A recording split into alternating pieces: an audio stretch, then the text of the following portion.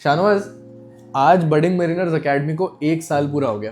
ठीक है, पिछले साल हम दोनों इस एकेडमी को चला रहे थे। आज हमारे साथ डायरेक्टर सर है, डीन सर है, जो 2 लोग इस एकेडमी पे ज्वाइन करे हैं। आज डीन सर पूरे दिन छुट्टी पे थे, सुबह से शाम तक, और मिस्टर डायरेक्टर हमारे परेशान हो गए थोड़ा सा। ठीक है, तो डीन सर की वैल्यू पता पड़ी आज? हाँ बिल्कुल यार, हाँ? मतलब वो है कि एक एकेडमी में जो एक कोर इन्वॉल्वमेंट रहता है ना हॉस्टल के बच्चों के साथ कि यार हाँ। राइट फ्रॉम कि वो बच्चा उठ भी रहा है, नहीं उठ रहा है, बीमार है तो क्या करना है, किधर जा रहा है, से लेके कि वो शाम के मस्टर में वापस से वही एनर्जी मेंटेन करके अपनी पढ़ाई कर ले रात के टाइम पे। Hats off. ठीक है, तो यार बच्चों के भी क्वेश्चंस आते हैं, सोचते हैं कि आपके कांच के केबिन के बाहर ये डीन क्यों लिखा हुआ है, ये डायरेक्टर क्यों लिखा हुआ है, हम इतना कॉर्पोरेट स्टाइल क्यों चलते हैं, हम इतना रोल्स क्यों बनाते हैं। तो क्या रोल है एक डीन सर का? शाहनवाज सर, आपने ये क्यों लाया गया था, ये what was your thinking? I want to explain this thing. और ये भी चीज़ कि हम कैसे, क्यों हम इतने हायरार्कीज और पोजीशंस रखते हैं। The only reason for dean was to maintain discipline. सुबह से लेकर रात तक का मैं एक बार बता देता हूँ। डीन सर सुबह सुबह आते हैं, सबसे पहले तो मस्टर, वेरी इंपॉर्टेंट, टाइम पे बच्चों का उठना, मस्टर में जाना, मस्टर के साथ साथ एक्सरसाइज का चेक होना कि बच्चे एक्सरसाइज कर रहे हैं कि नहीं कर रहे हैं, पीटी कर रहे हैं कि नहीं कर रहे हैं। उसके बाद से फिर ब्रेकफास्ट के लिए बच्चे जाते हैं। वो फूड क्वालिटी के फोटोज भी दिखाना जरा। Yes yes definitely. हर एक जो हमारा मील होता है वो चेक होता है। तो मैं आपको ग्रुप भी खोल के दिखा देता हूँ सीधा यहाँ। और कितने टाइम से चल रही है ये चीज? यस, जैसे आज का देखोगे, यू कैन सी दिस। अभी जैसे अभी ये डिनर का है, डिनर का आ गया आपका। और आप ये देखो, ऐसे ही नहीं बन जाता खाना। क्या है टोटल नंबर, कितने लोग खा रहे हैं, कितना राइस यूज हो रहा है, चना दाल, प्याज, टमाटर, हर एक चीज लिखी हुई है। क्योंकि आपको राइट खाना बनाना है और सही मात्रा में सब कुछ डला होना चाहिए। तो ये कैलकुलेटेड है। एंड देन उसके बाद से जितने लोग होते हैं उसके हिसाब से मल्टीपल्स हैं। तो this is what we are doing. और ये पीछे चलते जा रहा है। ये ग्रुप बहुत पुराना है। आप मतलब करते जाओ और आपको दिख रहा है ये अभी जुलाई खत्म हुआ, मतलब ये खत्म ही नहीं होगा। ये 1 साल से हो रहा है, जब से ये एकेडमी है, जब से ये हॉस्टल बना हुआ है। तो this is a basic thing जो हम 1 साल से कर रहे हैं। और डीन सर को रोज सुबह ब्रेकफास्ट, देन उसके बाद से बच्चों को मैनेज करना, ओवरऑल बच्चे फिर उसके बाद से फ्रेशन अप होते हैं, देन उसके बाद से क्लास टाइम पे पहुंचना, 10 बजे से क्लास चालू होती है। उसके बाद से राउंड चालू होता है जिसमें बच्चे जब क्लास में जाते हैं तो पूरा अपना एरिया क्लीन करके जाते हैं। फिर उसके राउंड होते हैं, चेक्स होते हैं, पूरा overall bathroom, toilets and all, हर एक चीज, इवन लॉन्ड्री एरिया तक चेक होता है, किचन चेक होता है कि सब कुछ हाइजीनिक वे में बना है कि नहीं, डस्टबिन तक चेक होते हैं कि सब कुछ क्लियर है कि नहीं। उसके बाद से फिर डेली एक्टिविटीज चालू होती है दिन में, जहाँ पे बच्चों के चेक्स हैं। ठीक है, और डीन सर को बहुत अच्छा लगता है इन्वॉल्व होना एकेडमिक एरियाज में भी। तो वो पर्सनली एकेडमिक भी थोड़ा घुसते हैं एंड बच्चों का जाके क्लासरूम में चेक करते हैं कि कोई फ़ोन तो नहीं लाया है। उस पर बहुत तगड़ा डिसिप्लिनरी एक्शन लिया जाता है उनके तरफ से।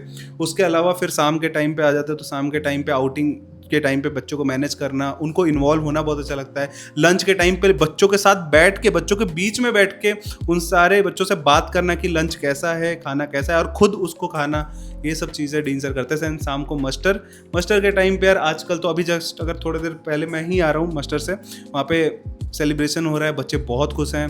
हमारा एक अर्नव है जो अभी आज जा रहा है, तो उसके लिए फेयरवेल बच्चों ने किया, हमने कुछ नहीं किया है। ये बच्चे खुद कर रहे हैं। बच्चों ने ऑर्गेनाइज किया, पटाखे वटाखे फोड़े, उसके वीडियोस आप इंस्टाग्राम वगैरह पे देखोगे। अभी आपके सामने स्क्रीन पे चल रहा होगा शायद फेयरवेल, केक कटिंग, फेयरवेल, बच्चे उछाल रहे सर को, बहुत खुश थे। सबने कुछ बोला है सर के बारे में, सब सामने आके खड़े होके बच्चे उनके बारे में बोल रहे थे कि बहुत अच्छा लगा ये वो। तो ऐसी चीजें हुई। फिर उसके बाद से डिनर होगा, देन उसके बाद से self study hours. This is very very important. Again यहाँ पे एकेडमिक चीज़ आ गई, डीन सर इसमें इन्वॉल्व होते हैं। सारे बच्चे जा रहे हैं कि नहीं सेल्फ स्टडी करने, कोई फ़ोन नहीं चला रहा है क्योंकि अलाउड नहीं है। फ़ोन वहाँ पे साइड में रख के बुक से दोस्ती करनी है, पढ़ना है, टेक्निकल क्वेश्चन जो आज चीज़ें पढ़ाई गई उसको रिवाइज करना। And then 11 o'clock knock off, बंद सब कुछ, light off, and then dean sir अपने घर पे। बहुत लंबा दिन जाता है। यस, लंबा दिन है, बट उनको मजा आता है। अब बच्चों से इन्वॉल्व होना किसको नहीं अच्छा लगता है यार। बच्चों के जब कोर में जाके बच्चों, और बेस्ट पार्ट बताऊं, इस पूरे हायरार्की में जो भी पोजीशंस हैं उसमें डीन सर सबसे ज्यादा प्यार किए जाते हैं बच्चों से। तो इसमें वार्डन सर का इन्वॉल्व है बच्चों का, ये भी क्वेश्चन आता है कि वार्डन सर कैसे इन्वॉल्व होते हैं बच्चों के साथ? और वार्डन सर का ये तो आपकी बहुत ज़्यादा ऊपर की बातें हो गई। वार्डन सर जो सुबह से लेके, मैं आपको बता दूं हमारे वार्डन सर इतने ज़्यादा एक्टिव हैं कि सोच लो सुबह 5 बजे उठते हैं, 5 बजे से लेके पूरे रात के 11-12 बजे तक warden sir any time available for all the students. Fire rounds हो गए, आपके वाटर क्लीनलीनेस राउंड हो गए, जो ऊपर हमारा टैंकर है वो क्लीन है कि नहीं, देन आपके जो बेसिक नीचे जो प्योरीफायर है वो क्लीन है कि नहीं, और जो पानी का सप्लाई है थ्रू आउट पूरे बिल्डिंग में वो एकदम सही है कि नहीं, खाना टाइम पे लग रहा है, खाना टाइम पे उठ रहा है, और वो एरिया क्लीन है कि नहीं है, हॉस्टल क्लीन है कि नहीं है, हर एक बच्चे का बेड क्लीन है कि नहीं है, वो सारी चीज़ें। एंड जरूरत पड़ता है तो पेरेंट्स को भी इन्वॉल्व करना मैटर्स में, वो चीज़ भी वार्डन सर के ग्राउंड लेवल पे जितनी भी चीज़ें होती हैं वो हमारे वार्डन सर ही देखते हैं ना। आप अकेडमी भी जाओगे तो ये सारी की सारी चीज़ें आपके वार्डन सर ही करेंगे। और मैं एक आपको बात बता देता हूँ, जब आप अकेडमी जाओगे ना, आप वार्डन सर से ऊपर किसी भी से बात भी नहीं करोगे। ये आई थिंक हम तीनों मैरीटाइम यूनिवर्सिटी गए हैं तो आपको बता सकते हैं ये। यस, वहाँ पे कोई भी कोई आपको डीन डायरेक्टर्स नहीं मिलने वाले वहाँ पे आपके सीधा जो भी मैटर होता है वार्डन तक जाता है, एंड देन वहाँ से वार्डन सर के ऊपर से कुछ जाता ही नहीं है, वहीं पे सब done। तो यहाँ पे हमें डायरेक्टर सर को क्यों इन्वॉल्व करना पड़ा गया? वो आप क्यों लेके आए भाई, और क्या करते हैं वो सुबह से शाम? खुद ही बताते हैं। Yes, मिस्टर डायरेक्टर बताइए। ठीक है, सो देखो, डीन सर का इन्वॉल्वमेंट जैसे ऑपरेशनली बहुत ज़्यादा हो जाता है बच्चों में कि क्या करना है, वो सिस्टम सारे फंक्शन कर रहे हैं नहीं कर रहे।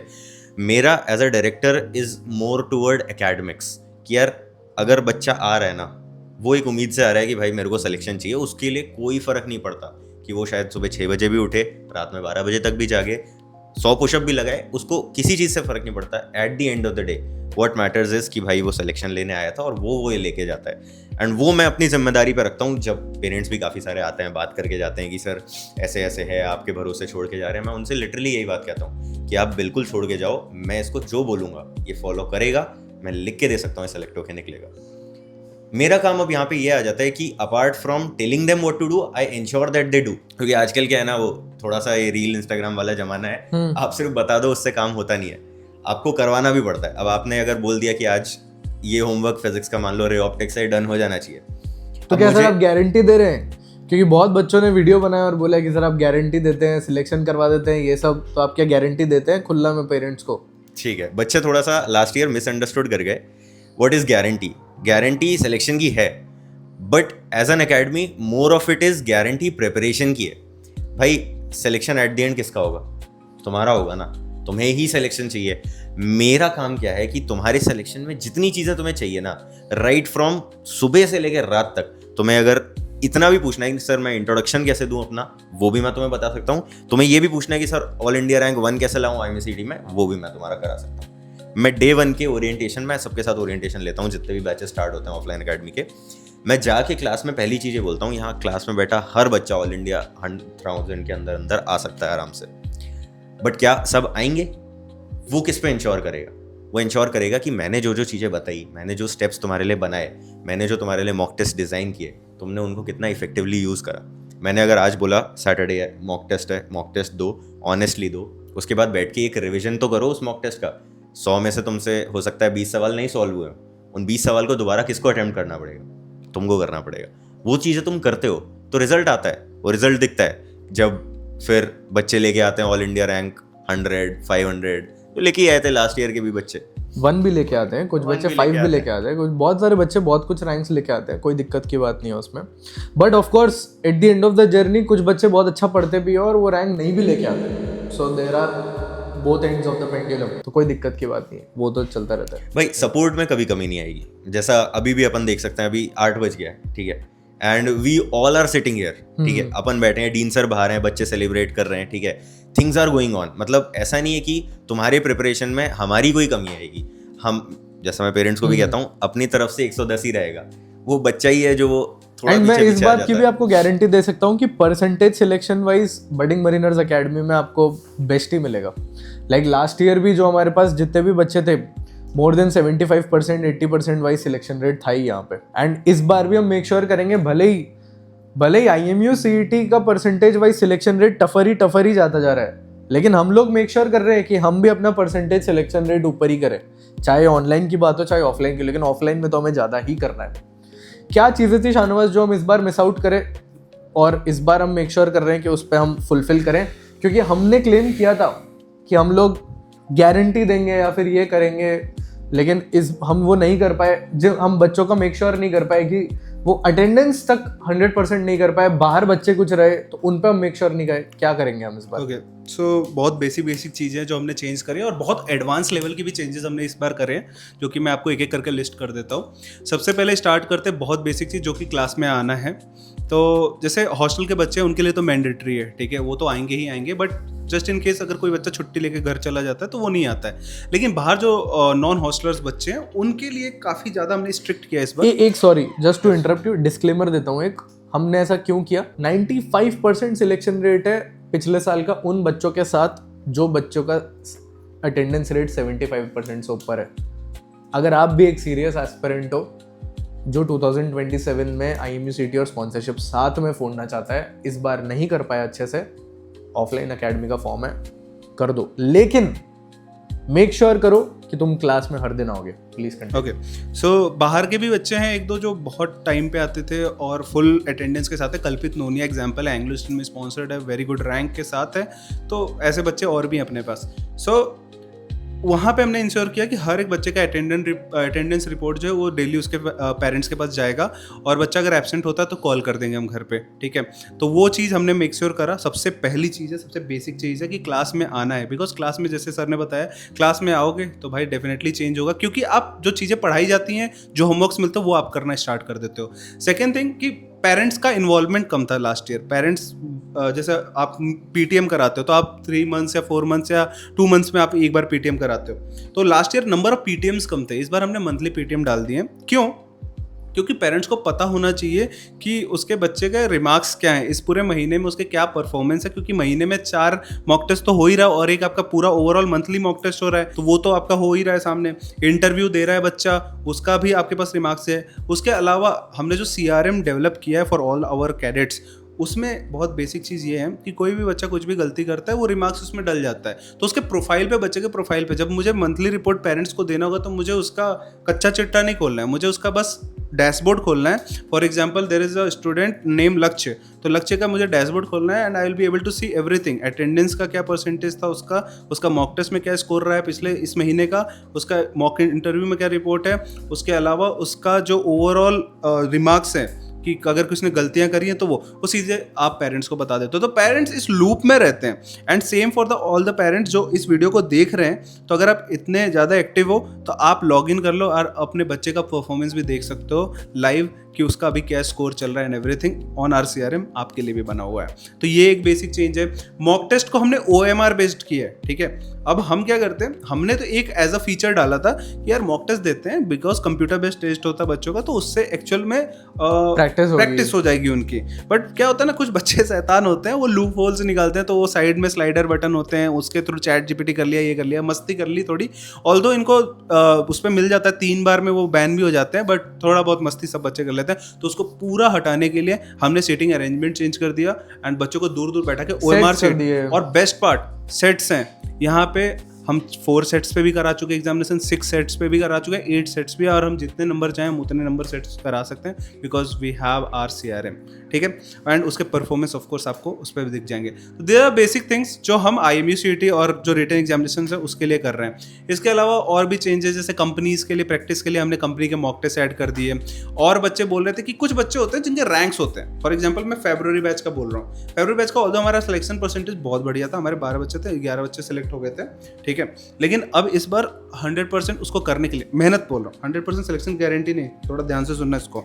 मेहनत करने के लिए हमने सारे बच्चों को साइड में किया और उनको स्पेसिफिकली, ना कि उधर बैठा के, उनको हम जो जरूरत है उसके हिसाब से पढ़ा रहे हैं। बच्चे बहुत पसंद कर रहे हैं उस चीज़ को, इंटरव्यू का प्रिपरेशन और ढेर सारा इंटरव्यू का प्रिपरेशन। एंड सेम फॉर उड़ान बैच, इस बार हमने एक उड़ान बैच भी लॉन्च किया है जिसमें इम्प्रूवमेंट के लिए है। लेकिन at the end of the day आप उनका जाके एग्जाम लिख नहीं सकते हो, आप उनके लिए यही कर रहे हो कि हम उनको वर्कबुक में, खास जिनका भी 60 से कम है, हम उनको लिखवा भी रहे हैं, हम उनकी आंसर शीट भी चेक कर रहे हैं, हमारे पास बोर्ड स्पेसिफिक टीचर्स भी हैं। लेकिन जिस बच्चे का 40 PCM है, जिस बच्चे का 35 PCM है, जो फेल हो चुका है, जो रीअपियर कर रहा है, what are we doing for दोस्त? यस अब इसमें मैं एक चीज बताना चाहूंगा कि जैसे जितने भी इंप्रूवमेंट वाले बच्चे हैं उनमें उनका बहुत सिंपल सी चीज है, उनको प्रैक्टिस करना है लिखने का, ठीक है। वो चीज हम सबसे ज्यादा ध्यान दे रहे हैं लिखने का, कि भाई अगर कोई बच्चा बोर्ड एग्जामिनेशन के लिए जा रहा है, मैं एज अ पर्सन या फिर जिष्णु अगर बोर्ड एग्जामिनेशन की प्रिपरेशन करने गए थे या अभी करने गए थे, तो बहुत सिंपल सी चीज है, हम ये करते हैं कि हम लास्ट के 10 साल के पेपर कर लेते हैं, उसका अकाउंटेबिलिटी हम ले रहे हैं, क्योंकि that is the first thing we should do. NCERT पढ़ा, 10 साल के पेपर लगाए और उसके बाद प्रैक्टिस करने के लिए IMU सिटी के तो प्रैक्टिस करोगे ही करोगे, उसके साथ साथ आप बोर्ड लेवल के क्वेश्चन की भी प्रैक्टिस करोगे कि भाई NIOS का पेपर ऐसे आता है या फिर इस बोर्ड का पेपर ऐसे आता है, this is the descriptive answer, क्योंकि आप IMU सिटी में MCQ कर रहे हो, यहाँ पे आपको डिस्क्रिप्टिव आंसर लिखना है, आपको पता होना चाहिए स्टेप मार्किंग कैसे होती है और कितने लाइन लिखोगे तो कितना नंबर मिलेगा। For this we have very experience teacher जो एक्चुअली उस चीज को चेक कर पाते हैं, जिन्होंने बोर्ड लेवल के बच्चों को पढ़ाया भी और कॉपी भी चेक करी है। ट्रांसफॉर्मेशन आ रहा है एक बच्चे के साथ, लेकिन मानो at the end of the day अगर 10 में से एक बच्चे का अगर 60 से नीचे नहीं आता, then you can't blame the whole batch, या फिर आप वो चीज पर एक नैरेटिव वो चीज अलग बात होती है। अब कोई भी बच्चा, यार देखो बहुत सिंपल सी बात है, ये लाइफ है, ठीक है, इस लाइफ में कुछ भी वो हो जाता है, कुछ भी हो सकता है, ठीक है, जैसे गेम्स वगैरह में भी कुछ भी हो जाता है, वैसे सेम यहाँ पे भी लाइफ में कोई एक बच्चा उस दिन में भी नहीं कर पाएगा यार, या फिर बहुत सारे ऐसे बच्चे होते हैं जो कॉन्फिडेंट होते हैं कि यार उन्होंने बहुत चीजें कर ली, लेकिन उस दिन रिजल्ट वाले दिन वो हो नहीं पाता। तो ऐसे आप 12-15 बच्चे होते हैं, उनमें से अगर 1-2 ऐसे हो जाते हैं तो ऑफ कोर्स हम ब्लेम नहीं करेंगे बाकी पूरे बैचेस को, बच्चों ने भी बहुत मेहनत किया, बहुत अच्छे से लिखा होगा, बट अनफॉर्चुनेटली नहीं हो पाया, जो कि CBSE में भी इस बार देखने को मिला, बहुत सारे बच्चों ने बहुत कुछ लिखा बट नहीं हो पाया। That is not their fault, या फिर मैं ये भी नहीं बोलूँगा हमारी फॉल्ट नहीं है, बट हम मेहनत करके उस चीज़ को सही करेंगे ऑफ कोर्स। तो यार यही है गाइस, अब इतने बच्चे पूछते भी कि सर इतने स्ट्रिक्ट रूल्स क्यों हैं, तो उन बच्चों के लिए क्या कहना चाहोगे सर कि किन बच्चों को बडिंग मरीनर्स एकेडमी ज्वाइन ही नहीं करना चाहिए? ठीक है, बहुत सिंपल सी बात है यार, देखो अगर तुम लाइफ में डरते हो अपने घर को छोड़ने से, सबसे पहली चीज वहां से शुरू करते हैं, घर को छोड़ने से डरते हो मत आओ। क्यों सर, आप 3 फ्रेंचाइज खोलो ना अलग अलग शहर में। नहीं, जरूरत ही नहीं है, पहले यहाँ तक तो आओ, पहले अभी यहाँ पे अभी चल रहा है ना, जब जरूरत पड़ेगी हम उस फ्रेंचाइज को भी खोल देंगे, हम दिल्ली, लखनऊ और साउथ में हर जगह खोल देंगे, कोई दिक्कत की बात नहीं है, टेंशन मत लो। लेकिन अभी पहले फिलहाल अपना घर छोड़ो और जयपुर आओ और प्रिपरेशन करो, अगर इतना ही है तो, क्योंकि मर्चेंट नेवी है भाई। आज मेरा दोस्त जाके मेरे से 15,000 किलोमीटर दूर गल्फ ऑफ मैक्सिको में बैठा है ना, अभी 3rd ऑफिसर है, क्योंकि वो घर से निकला और अभी है वहाँ पे वो जाके। और हमारे बहुत सारे पहली शिप पे भी जाना पड़ेगा तुम्हें यार। यस, और जाना पड़ेगा, कॉलेज में भी जाना ही पड़ेगा भाई। क्या? हमारे पास ऐसे बच्चे हैं जो दिल्ली के बच्चे या फिर हिमाचल के बच्चे जो HIMT में पढ़ रहे हैं, चेन्नई में पढ़ रहे हैं यार। जम्मू से पेपर देने, एमिट इंटरव्यू देने जाओगे चेन्नई, तो जम्मू से जाओगे, क्या करोगे? That is a very basic thing. Secondly मैं एक बात बताता हूँ, हमारे यहाँ पे बच्चे हॉस्टल में आते हैं, ठीक है ना, हॉस्टल में बैठते हैं, थोड़ा साइन करते हैं, रूल भी नहीं समझते हैं, सब कुछ कर लिया। मैं आपको एकदम अच्छे तरीके से बताता हूँ। एक बच्चा आता है फॉर एग्जाम्पल, एंड सब कुछ देख लिया, सब कुछ रूल्स वगैरह देख लिया, सब कुछ देख लिया। अब जब वो सोता है तो हल्का सा डिस्कम्फर्ट हुआ, क्योंकि इसमें डिस्कम्फर्ट के रीजंस क्या होते हैं? पहली बात तो घर से दूर निकला है, घर पे भी जिस सिचुएशन में भी होगा, यहाँ पे हल्का सा भी डिस्कम्फर्ट हुआ तो वो कंप्लेन करता है, ठीक है कि सर थोड़ा डिस्कम्फर्ट हो रहा है। दूसरी चीज़ कि सर थोड़े बच्चे परेशान कर रहे हैं, होता है ये, कहीं भी जाओगे ना लाइफ में, किसी भी हॉस्टल में, भाई एकेडमी में इससे भी बुरा होता है, लेकिन बात बाहर नहीं आती। यहाँ पे आपके पास हम हैं, आप आके क्लियरली बता सकते हो। लेकिन अगर आप इससे परेशान हो रहे हो ना, तो फिर भाई मर्चेंट नेवी से दूर है, क्योंकि जहाज पे भी बहुत मस्ती होती है, इक्वेटर क्रॉसिंग सेरेमनी है, पार्टीज हैं, कैडेट्स को तो घुमाया जाता है। You can't. मैं ऑनेस्टली बता रहा हूँ, आप बहुत परेशान हो गए लाइफ में, तो थोड़ा टफन अब आपको होना पड़ेगा, हल्का सा तो होना पड़ेगा आपको। और कॉलेज लाइफ में आप बहुत परेशान हो गए, सच में बहुत ज्यादा परेशान हो गए। बडिंग मरीनर्स है, पिछले 5 साल से ऐसे ही खोल के थोड़ी बैठे हैं, हर साल कुछ नया लाने का सपना चाहे होता है, एकेडमी हो चाहे हॉस्टल हो, हर जगह। और अपग्रेड हमारे तो आपको पता ही है, हर साल के अपग्रेड क्रेजी होते हैं, तो इस साल के अपग्रेड तो सुपर क्रेजी, आपको स्क्रीन पे दिख ही रहा होगा, हर रूम में AC तगड़ा, सब कुछ तगड़ा। अब आ जाते हैं और चीज़ों पे, स्ट्रिक्टनेस पे। भाई डिसिप्लिन में अगर रहना तुम्हें अच्छा नहीं लगता, क्योंकि मर्चेंट नेवी डिसिप्लिन का गेम है, पंक्चुअलिटी का गेम है। वॉच पे अगर तुम्हें 4 बजे बोला तो you have to reach 3:45 3:50, that's it. अगर तुम्हारे अंदर इतना पंक्चुअलिटी एंड डिसिप्लिन नहीं है तो you don't deserve anything in life. तो अगर तुम चाहते हो डिसिप्लिन रहना और लाइफस्टाइल अपना सही करना चाहते हो, then budding mariners is the place for you. Apart from this और भी चीजें हैं जिसपे डिसिप्लिनरी एक्शन हमारे और क्रेजी हैं। मैं कॉशन के बारे में भी बच्चों को बताना चाहूंगा डेफिनेटली। अब आप यहाँ पे आते हो तो आप कॉशन डिपॉजिट देते हो, एंड एक चीज मैं बता दूं, कॉशन डिपॉजिट का सिंपल रूल होता है कि आपने कोई डैमेज किया तो उस पे आपको कट जाता है उधर से, ठीक है। तो दैट इज 7,000। ये कॉलेज में भी कटेगा, और आप कोई घर रेंट पे लोगे ना, वहां भी कटेगा।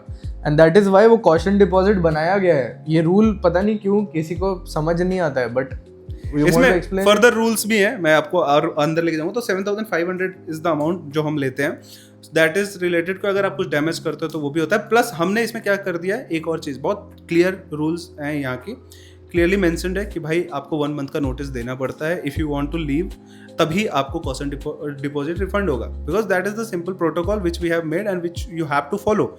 एंड इसके अलावा जो कट करने के रूल्स हैं, हमने इसको अटैच कर दिया थोड़ा बहुत डिसिप्लिन से। Since merchant navy is all about discipline and lifestyle, तो आप सोचो अगर एक बच्चा जो फोन लेके और पहुंच गया क्लासरूम में, भाई रूल है कि फोन लेके नहीं जाना है, तो अटैच्ड है उससे रूल, भाई आपको सीधा 200 डिडक्ट हो जाएंगे। अपार्ट फ्रॉम दिस और भी चीज़ें आपको बताता हूँ, माइनर, मेजर और एकदम जिसमें तोड़फोड़ मचा दिया। तोड़फोड़ में तो ऑफकोर्स जितना बैलेंस होगा उतना हम लेंगे ही लेंगे, जो उसका वो अमाउंट होगा। माइनर में आ जाते हैं, माइनर में जैसे आप फोन लेके चले गए, मेस रूम में अलाउड नहीं है फोन, वहाँ पे आप लेके चले गए, आपने किसी के साथ मारा पीटी